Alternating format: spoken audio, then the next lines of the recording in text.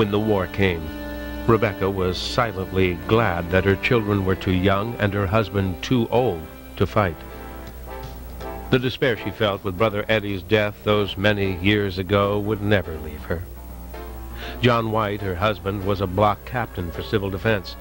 He took his turn with others, searching the skies and ocean for the invasion that never came. The library did its part, too. December 10, 1941. The matter of scheduling for working hours during emergency blackouts was decided. The librarian reported that Mr. Turner had put blinds on all half-circle windows where blackout preparations were necessary. Lillian Mossinger, secretary. The library's first male librarian, Lloyd Jorgensen, resigned his position to enter the war and was never heard from again. Lillian Mossinger became librarian. In April 1943, her salary was $160 a month, and she supervised a staff of 5.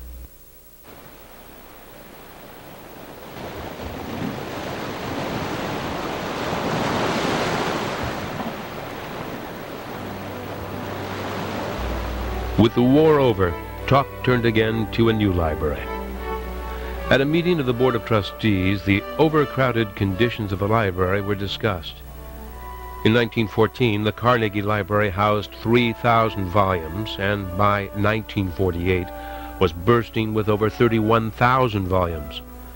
Average monthly circulation had gone from 438 to 4,600. It was resolved to take the case for a new building to the City Council.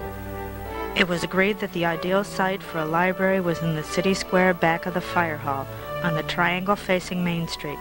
The City Council proved to be 100% in cooperation in this project. February 28, 1949, Lillian Mossinger, secretary. Final plans were approved April 17, 1950, and construction of the Main Street Library began, based on the plans of McClellan, MacDonald, and Marworth of Los Angeles. The new library opened its doors for a dedication ceremony on a Sunday, September 30th, 1951.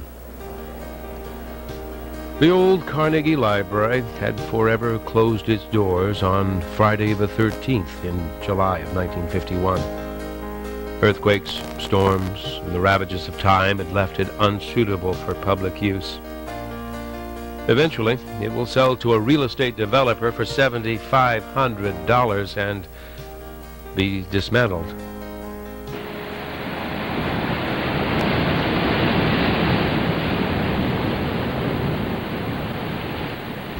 John Jr. was in Korea with the Air Force, and Rebecca worried every minute. She also worried about Richard, who was about to graduate from high school. Daughter Sarah was away at UCLA, planning to become the next teacher in the family.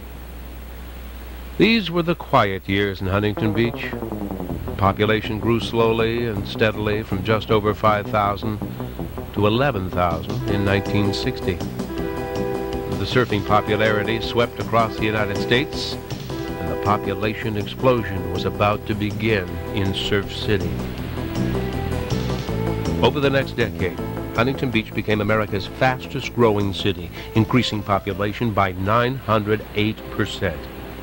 It was apparent that a larger library was needed for the city's many new citizens.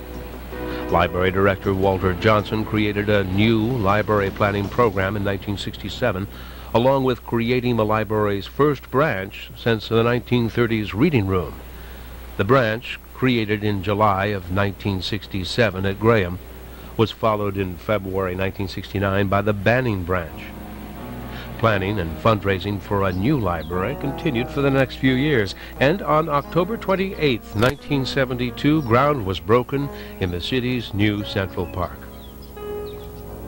The architect for the project, Dion Neutra, traced his style and theory of architecture back through Dion's father Richard to Frank Lloyd Wright.